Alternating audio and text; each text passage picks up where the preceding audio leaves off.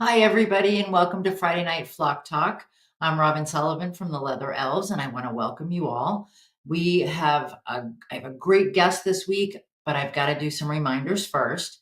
So, if you want to watch every week, remember to like and follow the Leather Elves on Facebook because we're live every Friday night at 7 p.m., barring anything crazy happening.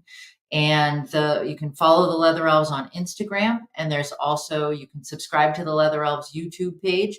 So there's a lot, or YouTube channel, pages, channels.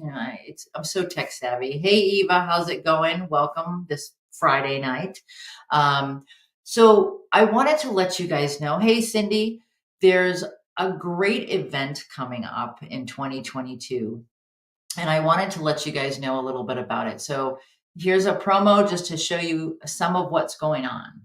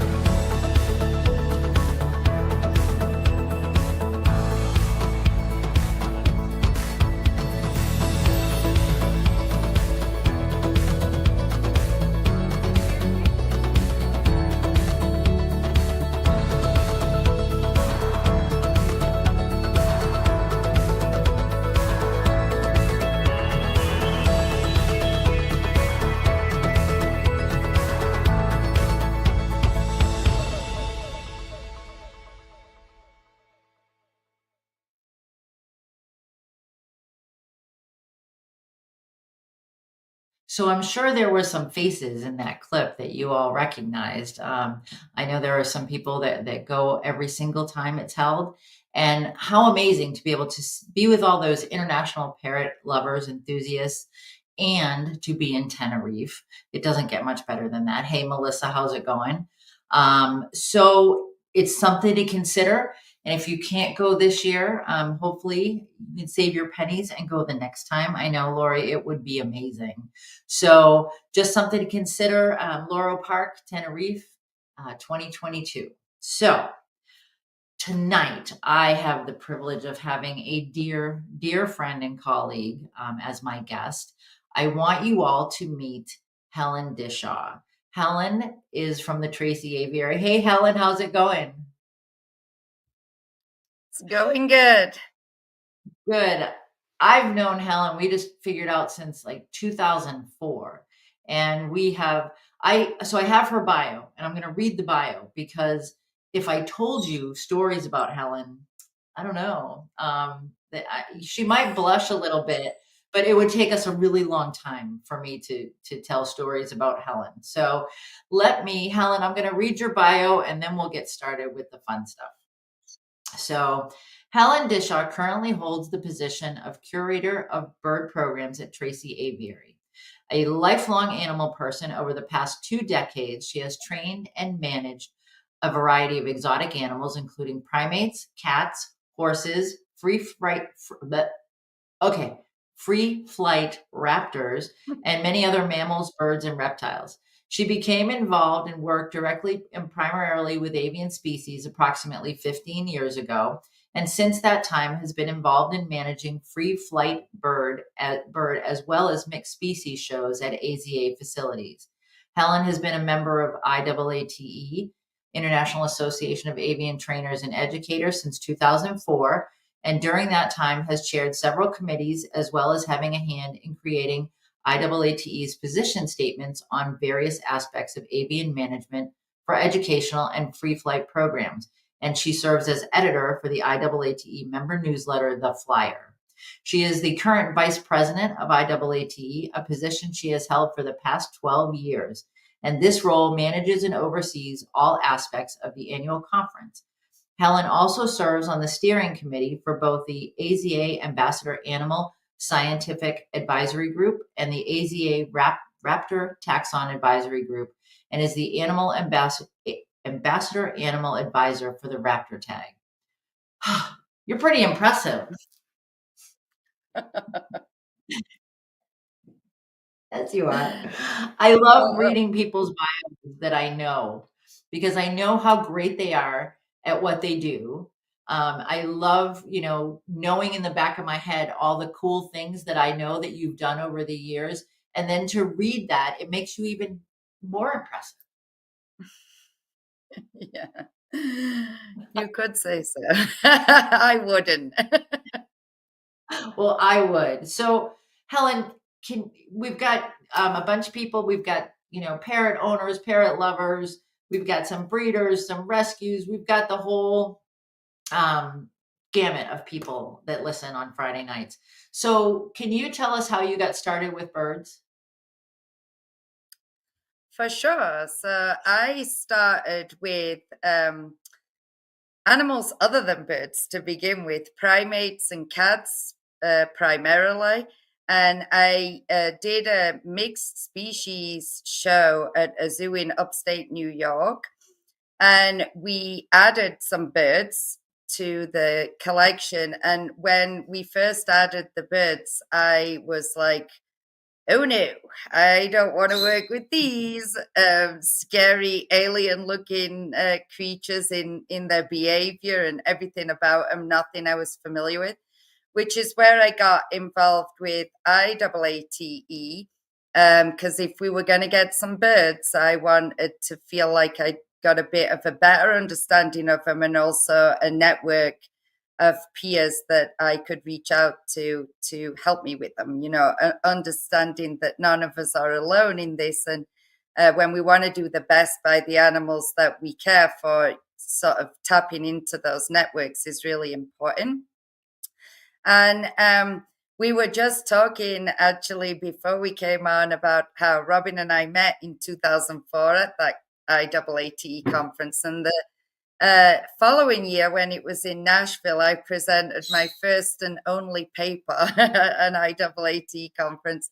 And it was about how that first year working with birds completely changed me to they were the only things I wanted to work with. They're so much more fascinating and engaging. And not that I don't love all animals, I do. And it's completely subjective, I know, but I was all in all birds, other than, of course, the orangutan that I worked with, because not a lot beats training an orangutan. But yes, that's sort of my roots was then. And then a few years after that, the position opened at Tracy Aviary, which, of course, is nothing but birds. And a good friend of mine at the time, I wasn't looking for a new job, but he said he thought that I'd be a perfect fit for them and it would be a perfect fit for me. And boy, was he right. I've been there 11 years now and couldn't be happier working with the amazing birds that I get to work with every day. So I think a lot of people probably know one of those birds that you work with every day pretty well. So who's your buddy at the aviary? This guy behind me, is that who you're talking about? So, yeah, Andy and Condor. Andy N. Condor, who's quite the celebrity on Facebook. He's got way, way, way, way, way more friends than I do on Facebook and is pretty well known. And boy, does he ever deserve it. He's a pretty incredible and unique creature and very much the love of my life. I'm sitting in my living room here and you can see what's all over my living room wall. So there's no mistaking who I love. There you go. So, you and I have had the experience, the chance to talk about a lot of different birds over the years, and not just citizens. And it's a little different when you approach different species. And do you have a favorite training experience or a favorite Yeah, bird to train? well, so when I knew you were going to ask me this question, so whenever I get asked this question, I always pick the same bird. It's not to say that she's my favorite bird, per se, because I've got a lot of great birds that I work with and I love them all. I don't like to pick favorites, despite what my living room wall looks like. We'll just ignore that one. But the particular bird that I always choose when I'm asked this question is our common raven, Cash. And the reason that I choose her is because I don't really refer to myself as a bird trainer anymore. I used to, and I know that's what people say in the field, and it doesn't bother me when people call me that. But I have transitioned to thinking of myself as a teacher more than a trainer and a learner. And Cash, our Raven, as I was going to say single handedly, but I guess single wingedly, taught me more than any other bird about what it takes to actually be a good partner to some of these Mhm. creatures that we're working with. She is one of my greatest teachers. She's a very challenging bird to work with. She's a pretty classic raven in a insatiable curiosity mixed with almost paralyzing neophobia. So everything that I've worked with her on, the first step is teaching her that she doesn't need to be afraid of the props that we're using or the environment that we're in when it's a novel environment. And I've watched her come leaps and bounds in her confidence and learning, and just for all the many, many things she's taught me about having incredible patience and just really never giving up on these creatures, no matter what the challenges are. I'm pretty convinced if she was at another facility, she'd be retired by now, because she just is a lot of work, but she's worth every bit of it. And I know we were going to watch a little video where I just slung together. So this is her flying, and you can see she's just a beautiful flyer. This is a short flight for her. She'll go up and cruise around, and there's nothing like it if you get a nice windy day at the aviary. She's got mad skills and incredibly fit. She'll fly for long periods of time and barrel roll and just has a ball doing it. I'm gonna guess. But she was a bird that was also even afraid of that. You know, she's very nervous of the wild birds, and Good now girl, well she'll done. fly with wild ravens, and she doesn't bother about the Cooper's Good hogs we have girl, well around done. her all. She's just really massive amounts of confidence now. This is So her just doing a little thing. it looks like you do training as a form of enrichment. I mean, do you find, I always consider them interchangeable pretty much. And I think what you said about ravens and corvids teaching you and you being a learner, I have always said that working with corvids reminds me what a crap trainer I am. Because you have to be right there and right on the money all the time. Yeah, totally. So, like what you see her doing now, this she's playing Connect Four. I mean, that's not a natural behavior at all for a raven to be doing, and it's not something we do in a bird show at the aviary. Totally taught her that for the enriching value of learning. She had to fine tune her skills to get the little pieces in the box. She got super frustrated. She'd try and jam them in every which way and get all mad about it. And she had to refine and learn, and the learning process in and of itself is extremely enriching, in my opinion, for a bird like a corvid, a raven, a crow, or the parrots that, many of your listeners might have, these birds that think a lot. They're built to solve problems, to figure things out, to use their behaviors to navigate their environment. And anytime you can give them the opportunity to learn is one of the best forms of enrichment you could possibly engage in. So I think, you bring up a good point, and it's something that I've talked about before, is that you mentioned her level of frustration and, trying to jam the piece in. So to me, that brings up a really good a skill that people really do need to be cognizant of is that observation skill. So did you have a training plan when you started that? And then did you modify it when you saw her reaction? Yeah. Yes, totally. She's got no patience. And now with that, the Connect 4 game, we'll actually let kids play the game with but we had to even modify the way we do that because she wants to do all of the pieces and it's all hers. And but yeah, when she does a lot of behaviors. I mean, you saw a lot of them in that are based on what I call retrieve and drop. So, like, take an item and put it into a receptacle. And once you've taught that basic behavior, you can teach a lot of other behaviors that are really just the same thing. You're just changing the item and changing the receptacle. And then with the Connect 4, the receptacle that she's putting it into requires her to not just drop it, she's got to be a little bit more precise. So she did start to lose her patience about it, and then we did have to go back to, like, okay, let me help you, a little bit of guidance, help her get it the right orientation and the right way. As soon as she'd done it a couple of times, she really quickly figured she needed to just modify her behavior a tiny bit to get it in. And I mean, you can see she's like super fluent with it now. She'll fill the whole board in rocket time, but learning to, be precise.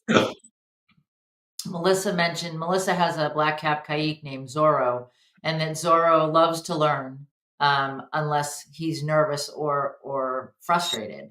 And I think that's something that, we do have to recognize with our birds at home is that, okay, you do have to observe, take that step back maybe, or make sure that it's not a rush job to do your training session so that you can give it that time and give the bird time to work through because they will problem solve. I mean, they're natural problem solvers, but I think you sometimes have to take that step back. Um, Yeah, Okay. 100%. And particularly with a bird like her, because she would. So you saw her in that video doing the donation box where she's taking a dollar bill and putting it into the money box. And, you can use that as a fundraiser. She was terrified of that box, like absolutely terrified of it. And I've taught our crow and our cockatoo to do the same behavior in like literally a couple of sessions. She didn't want to get anywhere near that thing. And I tried approximating her closer and closer. And at one point, I actually like gave up on it for a few weeks and was like, you know what, let's not bother with this one. Let's learn some other things. And then we came back to it, and her leaps and bounds of acceptance were huge. So, yeah, sometimes you definitely do need to know when to fold them and walk away from something, but it doesn't mean you can't come back, when you've built some more skills and a bit more confidence and resilience with other things, for sure. Yeah, and I think too that speaks to that relationship that you build as well. While you're doing that training and maybe they're having success with one behavior, you're building that trust, you're building that relationship. And then when you do bring back the item or the behavior that is a little bit scary or, is not that comfortable, it's a little bit easier because you've built that relationship up. So, Yeah, totally. And okay. enrichment is the same way too. too. I find enrichment to be the same way too, that sometimes they can be a little nervous of an enrichment item, but it's well worth trying to, work with them to get them over that. And they learn resilience and coping skills through that, that they don't need to just panic and be afraid of something and never give it a go. They actually learn and to cope and to have resilience and in situations that might be a little scary, because life's full of it. Right. And which is again another good point, that in the wild life is pretty scary, and our birds are kind of hardwired for that. And so they're a prey species. You're going to get those kind of responses, and you need to not, I think part of offering enrichment is not putting it in, giving it, half an hour and then going, oh, no, that's not going to work. He's in the other side of the cage. He's terrified. And I know I've told this story before, but we used to sell to a park that was in Florida, and it was called Silver Springs, and they had a bunch of birds, and they had them in hanging cages all over the park. And we had shipped down a big, an order of toys, boxes and boxes, and they knew we were coming, so they put one in every single cage. And so it would be exciting when I got there and I saw our stuff in their cages. And I walked into the park, and in every single, and they did it like the day before we were going to get there. Every single cage, the bird was on one side and the toys were on the other side. And it was because it was something brand new. And I was like, oh, this isn't good. But they eventually got to like them and they used them. But you've got to give it that time. So do you have a favorite enrichment offering that you've done? Yeah, so it's not so much one thing, an offering specific. It's an item that we use that I think has so much flexibility to vary, to cater to the different behavioral adaptations of the birds. We work with a lot of different birds, and whether it's raptors and vultures or corvids, parrots, cranes, all kinds of different things. They don't naturally behave the same way in the wild. They don't find their food the same way. They don't, do much the same way.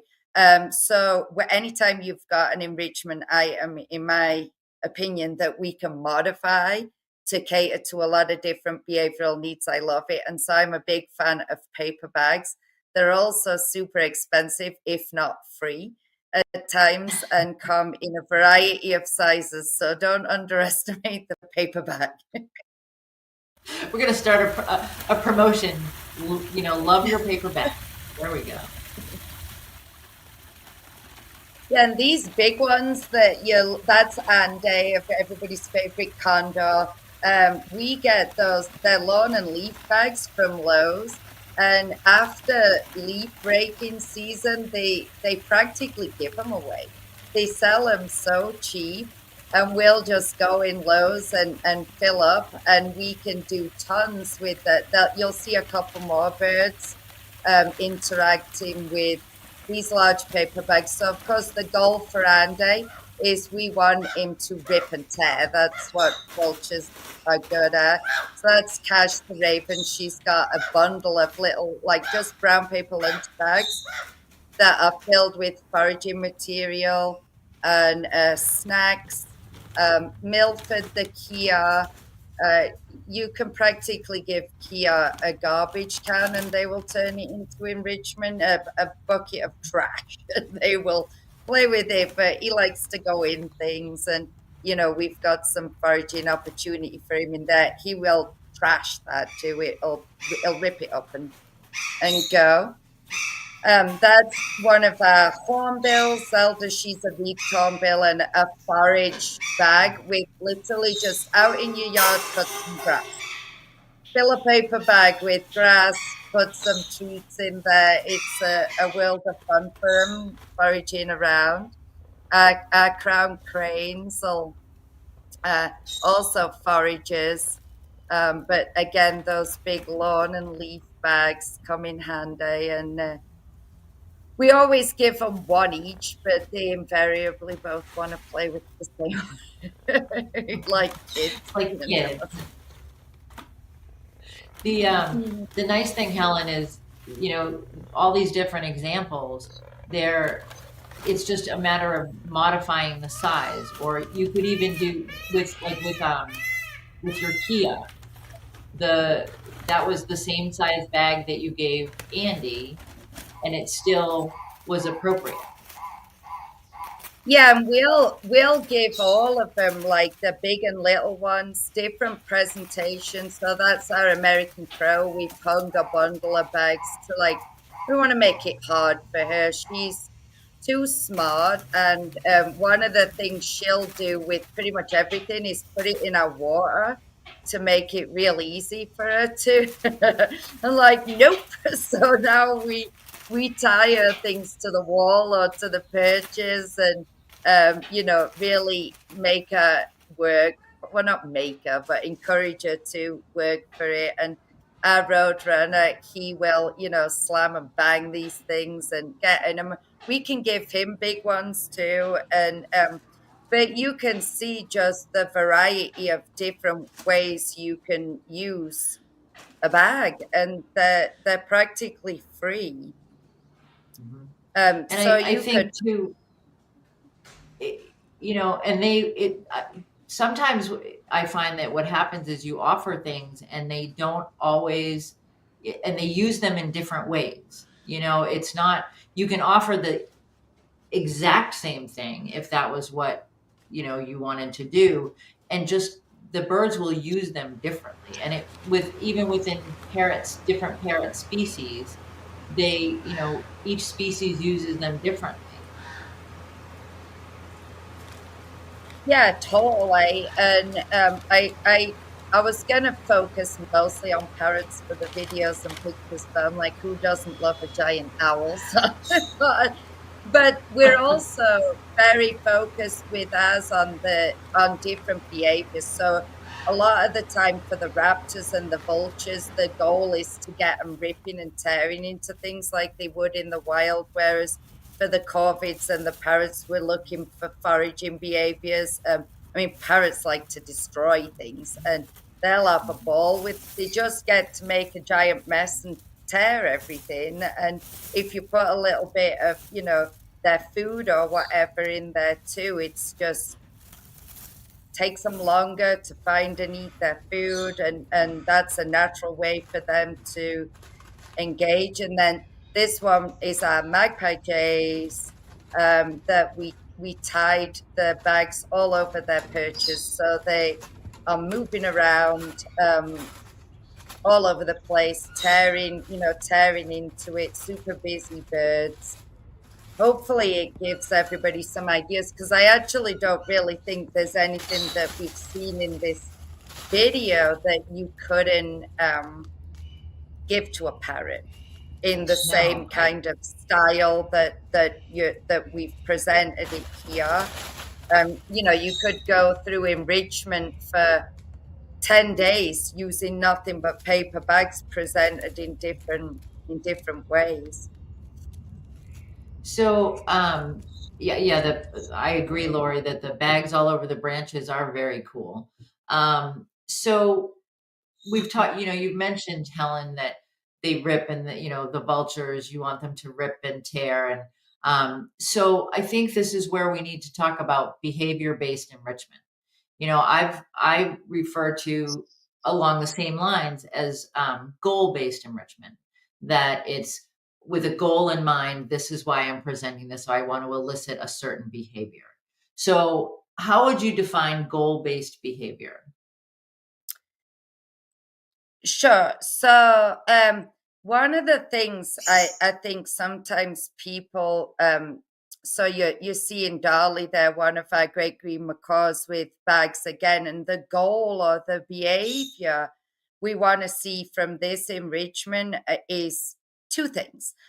So number one, the foraging. I want to see our forage for our food, which is hidden in those bags. But then also, instead of just giving our one bag to forage, you'll see there's 4 bags all over our enclosure. So we're also encouraging her to move around like they would naturally in the trees out in the wild. They wouldn't just sit in one place foraging. They'd move around, they'd climb, they'd fly from one place to another and have more foraging opportunities.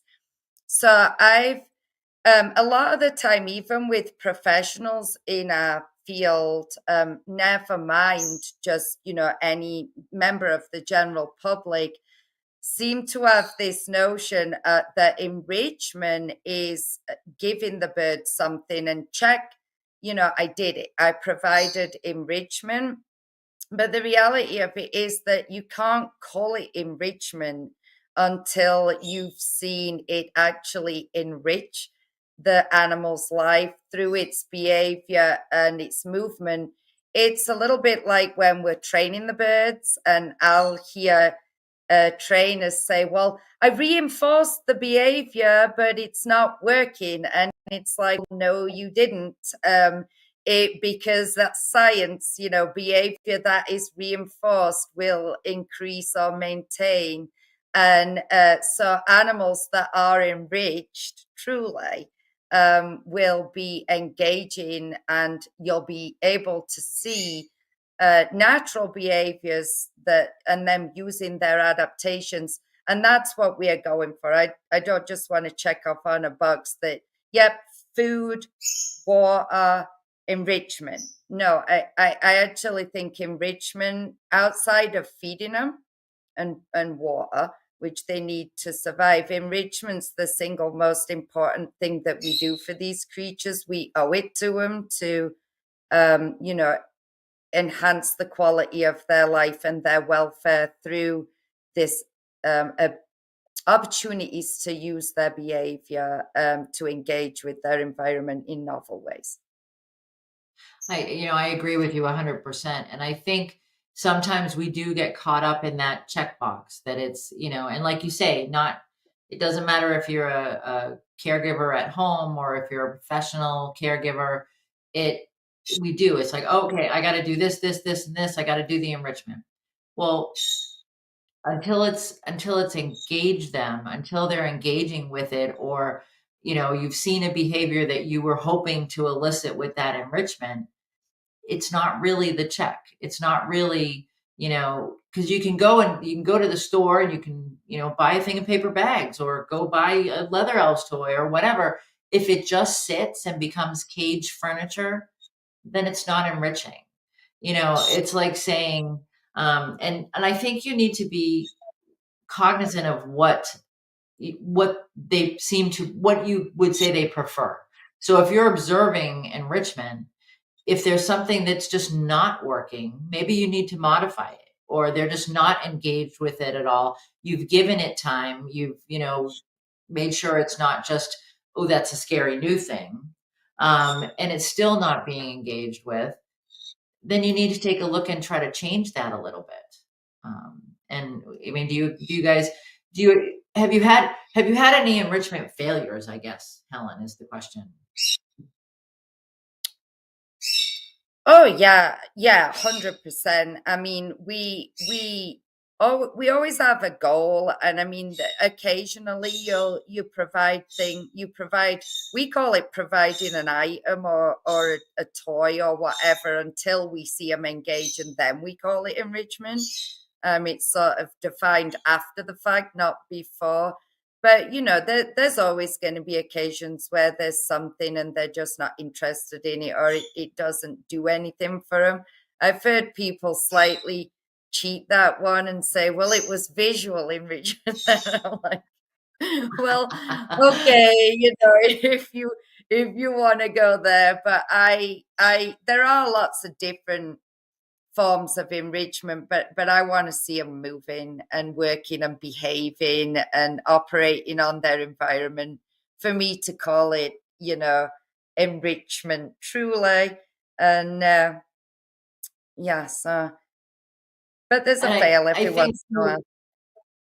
Oh yeah, definitely. I think, Lori says, doesn't everyone have failures at some point or another? And it's true. And I think sometimes we we anthropomorphize and we put things on our birds that, oh, I know he's going to love this. This is going to be great. And I know this is going to be his favorite thing.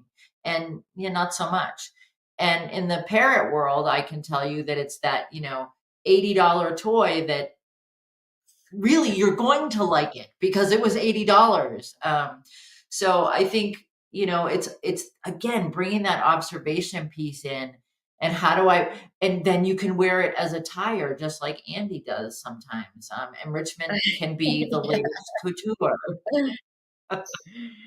He's a stylish dude, but a lot of the things we gave him, that's the goal. That's what we want to see right there, that he's just shredded it, and as a ball, it's really fun for guests to the aviary to watch him do it too, and he'll stand on it and rip and tear it and all of that, but But and then you're he wears eliciting it. that natural behavior. So have you ever used, I know I have used enrichment to modify behavior when there's a behavior that's a non-preferred behavior. Have you ever, I know a lot of times we talk about offering enrichment for birds that are over preening or things like that. Have you ever done that? Yeah, I have not actually, because I guess I'm very fortunate in that I don't have any birds that I've got sort of that mal behavior that I want to change. But I absolutely 100% know that the value of giving enrichment to for that, to help with stereotypical behaviors or anything like that, that just different ways to engage their mind and their body can absolutely 100% give them choices, control over their environment. The things that you're looking at there on the screen, you could absolutely do with any parrots, and the wiffle balls that we tie zip ties to and then skewer their fruit on, and we'll tie them to perches, we'll hang them, we'll put multiple ones in, and they've got to figure out how to get it off, and it's really great. It's super easy, fun way to present their. But I'm knock on wood. Now I hope you haven't jinxed me, but I don't have any, feather plucking or terrible screamers or anything where I see a lot of stress behavior that I would want to try and do something to alleviate. But I absolutely advocate, and maybe that's because our birds get a ton of enrichment. I've heard people do presentations at zoos about enrichment programs before, and it's like, well, we give them something 3 times a week or every other day, and I'm just kind of like, say what now? Our birds, every single one of them gets enrichment at least once a day, with some of the raptors. The more active birds, the parrots, the corvids, the hornbills, are getting it 2, 3, 4 times a day. So I'm maybe a little bit neurotic about enrichment, but I mean, we spend an awful lot of time dedicated to making and providing these opportunities for the birds. So maybe the we're so proactive, we don't. Well, and I think that's why and that's why when I wanted to talk about enrichment of, my professional uh, bird trainer, bird caregiver friends, you came to mind for enrichment because I know that that's what you guys, you do provide a ton of enrichment and it's amazing. And I think, it doesn't always have to be the big expensive. It doesn't always have to be, the thing that took 4 hours to put together. Sometimes it's that real quick, I'll get it done. We put it in the paper bags are a great, quick, down and dirty, but you saw how long they can be engaged. So No, I think you're absolutely right, Helen. I think that is why, part of the reason why you have such wonderfully feathered and well-behaved birds.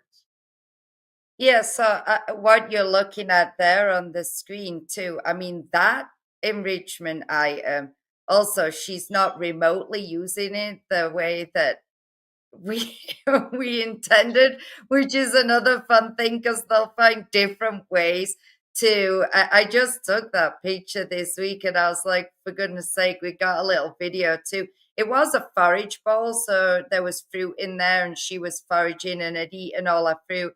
And then decided she was going to sit in it, and she was rubbing her face all in that grass and rolling around and just having a good old time. And but literally making that, putting a pile of grass in a bowl and hiding her fruit, and couldn't have taken a minute. And she was, not only did she forage through it for her food, but then she spent a good portion of the afternoon doing that. Um, so she's just So, having also, sometimes they'll find ways to use what you offer them in ways that surprise you. And then if you pay attention and you watch them, it's actually a joyous thing. One of the things I encourage, that's our ground hornbill will be coming up in a sec, I think, and he's doing the same thing. He's just sitting in his in forage bowl once he's finished foraging in it. And I encourage my staff to go watch the birds. It's just really a lot of joy to see them, just the simple pleasure that they take from the little things that you can do. It's sort of very reinforcing your behavior of providing this stuff when you see them engage and get into it. and So oh, look at that. That's some serious contemplation of that right there. well, that one's just for fun because it were. I think we were going to talk about, the benefits of enrichment for behaviors you want to adjust, and Mhm. that's just my funny. If they love their enrichment. Nice, very nice. So I think, that behavior change is so important. And you talked about wanting them to move and wanting to see them moving around. And I think that's one of the most important things to consider when you're providing enrichment is that movement, that engagement that you can see like see the wheels turning, no pun intended with this photo, but you can see the wheels turning, and then you're getting that movement as opposed to the bird that looks really pretty just sitting on the perch. Yeah, totally, and it's also good for their health. I mean, a perch potato is no more healthy than a couch potato in the human world. And I'm really fortunate at Tracy Aviary to work with Dr. Scott Eccles, who I'm sure many of your uh, companion parrot owners are familiar with Scott. He's an amazing avian vet, and one of the things he's always encouraging us to do with our birds is keep them moving, and all of the medical benefits of that, and then the medical detriments of actually not doing that, and the health issues that come from it. So. So Rachel has a question. She says, "Hi Helen, I have two red-fronted macaws and I struggle with getting them engaged with foraging. Either they don't seem interested in the item or with foraging trays, for example. The treats are out of sight, they just give up. How can I get them more engaged?" All right. Well, I know Rachel. Rachel is an amazing, amazing vet tech who worked with me at the aviary for a while, and she was actually Andy's vet tech when he had his cataract surgery and what have you. Rachel was there, sat with me through the night when Andy had a tough time coming back from his anesthesia. So I love Rachel and wonderful vet tech, very dedicated. So what I would say in terms of that is make the treats visible to start off with. Start it even with when we do, boxes. I've seen people trying to we make it harder and harder and more challenging. So the first step to getting them engaged is making it really easy and really obvious that so I might have like a high ratio of food items and a very low amount of foraging material so they can see, and it's not a lot of work for them, and then gradually increase the level of challenge that is on it so that they, once they know that there's a payoff in there for them, they will be more invested in doing the work. And so eventually, we'll start off with, I mean, the Dolly, the macaw there, those bags are open, and sometimes we do give our open bags. That was just last week, I think, that she had that. But we can also close the bags up and have her, rip into it as well. But if I'm starting off with a bird, we've got 2 Patagonian burrowing conures, burrowing parrots, that never engaged with any item that we put in with them, and now they are fanatical enrichment destroyers. So just making it easy to start off with and a little bit harder as you go. And I might suggest, Rachel, doing if you know that they have a favorite food, or if there's a particular item that's super reinforcing for them, incorporate that into the foraging opportunity. I would do exactly what Helen said with a smaller, a more food to foraging, space taker upper. I don't know where that came from. Space taker upper. So the foraging material that you're putting the food in, definitely more food to start with. But if you can find an item that is like the fireworks response food, and use that for that initial, introduction to foraging, and really, build. I feel like there are some birds that are on the fast track, and you put foraging down in front of them, and they're like, boom, through it, done. There are others that I have worked with that are like, no, I just don't understand. And you're like, okay, I'm putting this nut in this box. And then you show them again. And with some of them, you have to take those steps, though. It's almost like a teaching moment. You really, some birds have never been exposed to that before. They've never had to work for their food. They've never, it's not something that they're used to. And they're like standing by the bowl, like, so where's the food? How come you want me to what? You want me to work for it? So you've got to kind of go step by step and then increase the difficulty. And Diane says it's like rocket surgery. For some birds, it definitely is. They're like, yeah, no. And you have to hold their wing as you go along. But don't give up. I mean, Rachel, I think that, just keep offering. And for some birds, it's not even a matter of having to go through things to forage. It can be putting it someplace out, put it on a perch, put a food item across the cage from their food bowl on a perch. And it's almost like that discovery moment. And then they realize, wait, if I kind of look around here, I might find more. So have you ever had to teach a bird to interact with enrichment, Helen? Yeah, totally. I was actually, with or without that question, going to jump in once you finished to say the raven that I was talking about at the beginning of the chat here.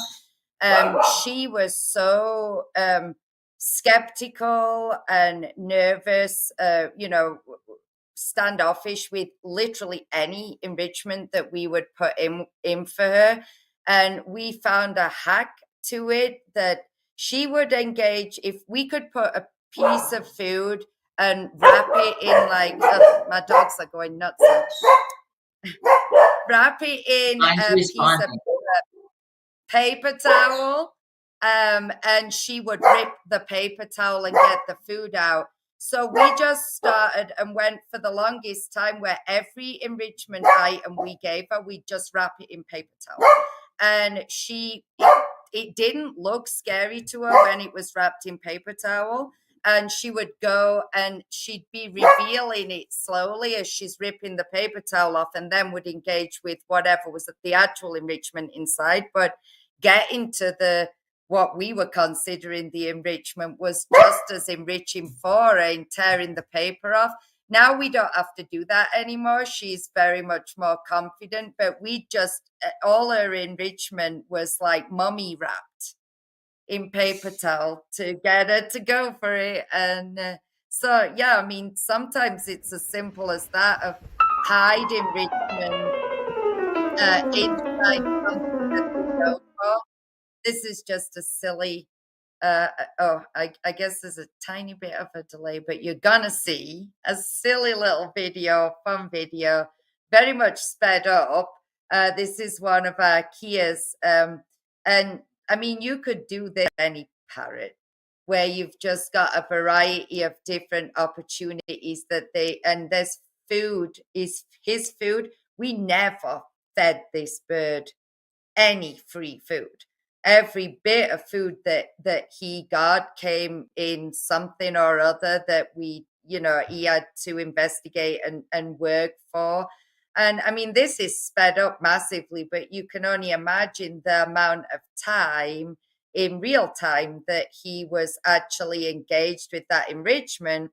And then even when he'd finished and that there was no more food left, he trashed it. Like that, we came in the next day and there was like no semblance of that thing left standing. It was just absolutely destroyed. So just the activity of destruction, even once he'd got all the food, was fun for him too. And that's one of my challenges for people is to see if you could feed your parrot at home only out of foraging activities. And I know Amber Torres, who listens, is on almost every Friday, has Phoenix, and Phoenix is fed primarily out of foraging opportunities. And I just think it's so cool because it's really, it prolongs that feed time. It's not the head in the bowl, I'm just going to eat it all and then go away. They're getting exercise, they're interacting, there's so much more to it. And when you look at what a bird's, activity budget would be in the wild, it's not just standing there eating all day or standing there for an hour and then being done and sitting. So I think, kudos to Amber for keeping Phoenix that way. And I think that's great. The other thing I was thinking too was for Rachel's bird, she mentioned, you made me think of it, Helen. If the birds have a favorite toy, you can sometimes modify a toy into, just a hanging toy, a wooden toy, something like that.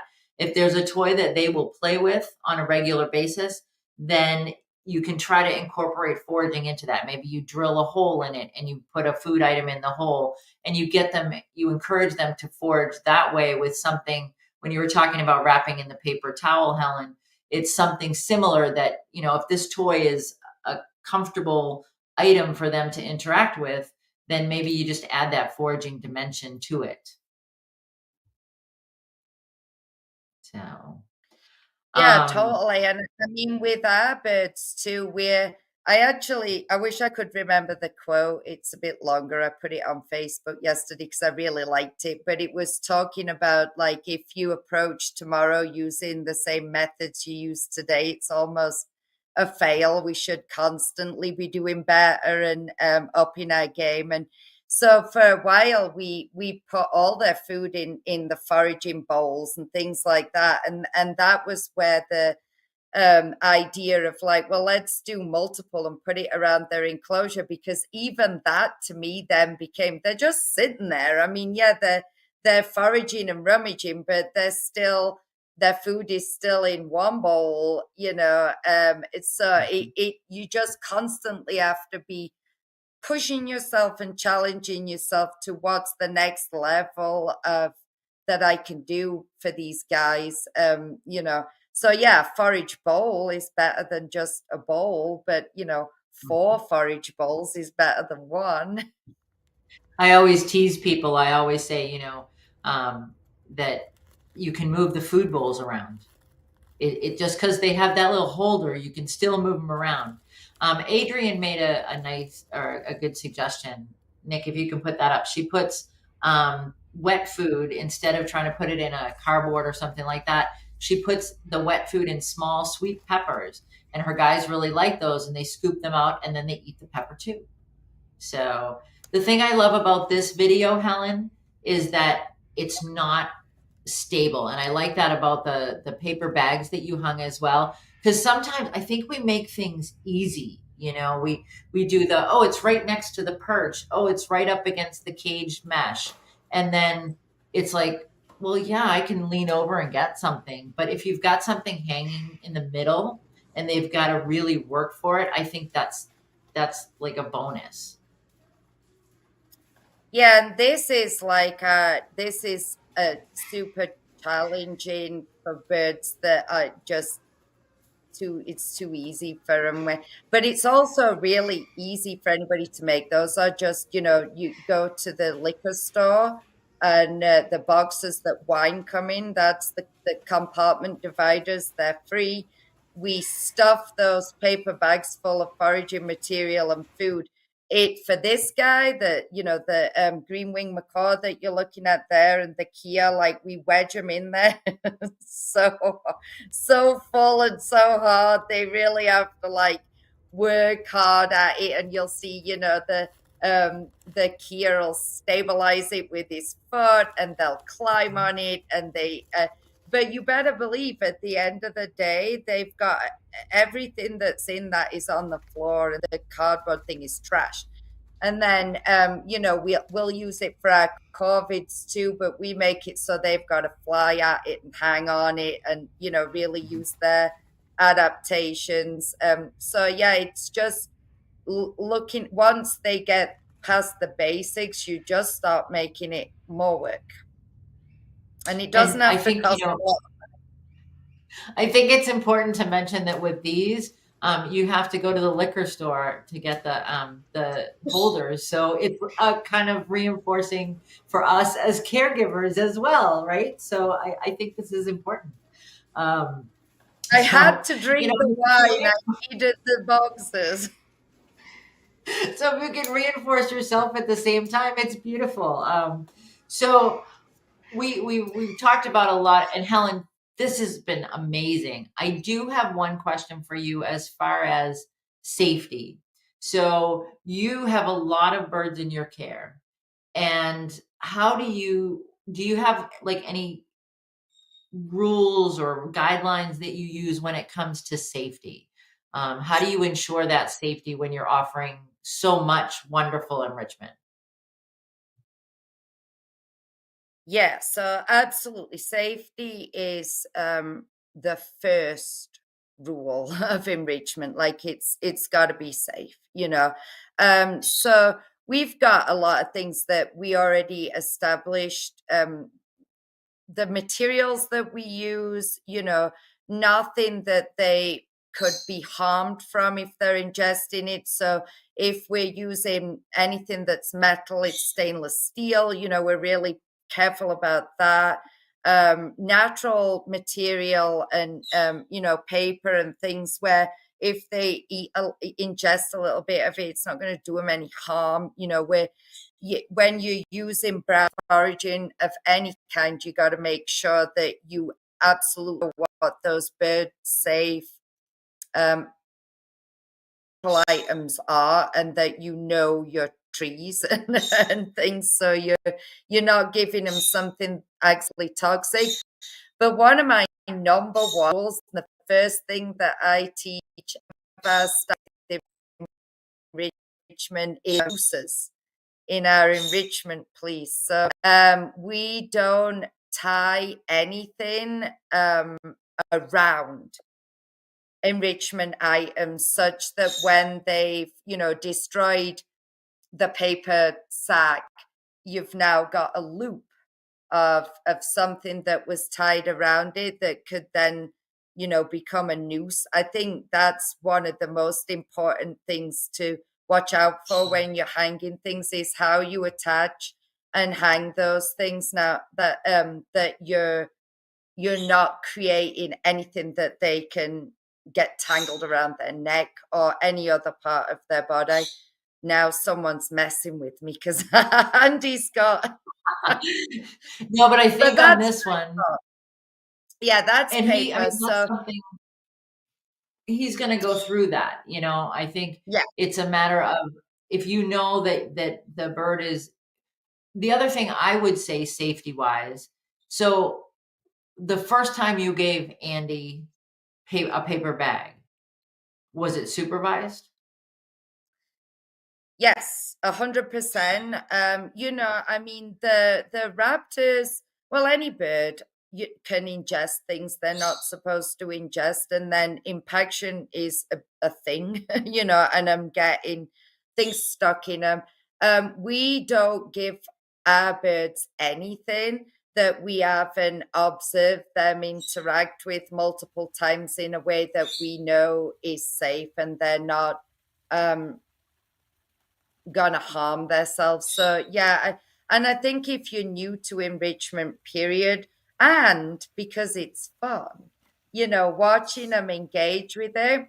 And if you find that they won't engage with it while staring at them or whatever, which happens with our birds too. I wanted to make a video of a macaw interacting with something to show you guys today, and she was just not having any of it. Every time I went over to try and video her, she stopped.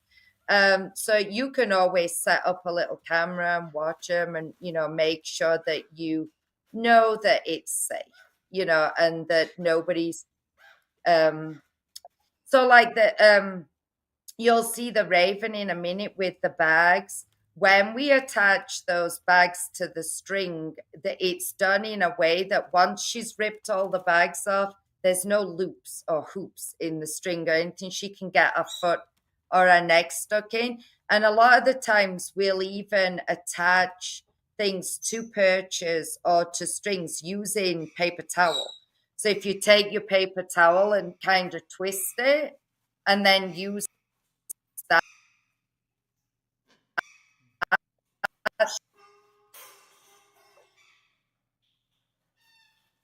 So we've got Helen frozen. Her internet popped on and off, but I believe it's back on now. Okay. I think. Well, I think so. One of the questions, I don't know, Helen, if you heard that or you saw this or not. One of the questions that people are asking is how you attached the bag, like with the magpie jays, how you attach the bags to the perches. So in that case, with the bags to the perches, we're using zip ties, cable ties, but it's tight, cinch tight to the perch. So there's no bit of a gap that they can, get caught in.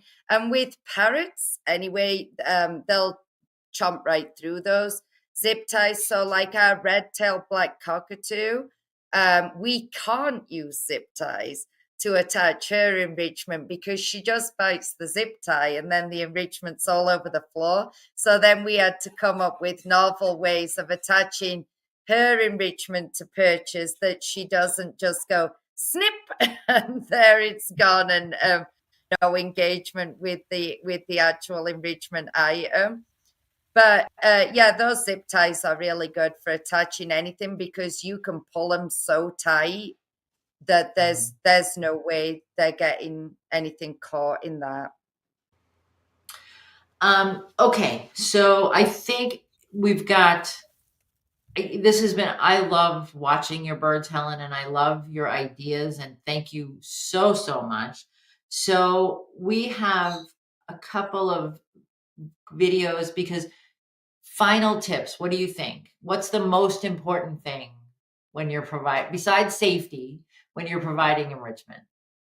Yeah, safety. And I think two things. So first of all, it's, we do a lot, and I want my staff, or in your cases, you guys, to continue to be engaged in providing enrichment, because I mean, Robin will back me up on this one. I know she will, because she's much more of an enrichment expert than I am. I don't consider myself an expert. I just consider myself somebody that finds it insanely valuable.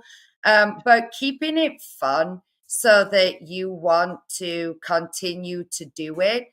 So what you're looking at here is just a few little photos, slideshow of some of our birds engaging with holiday enrichment that we made. So sometimes what we do is we'll theme our enrichment just to make it fun for us when we're making it.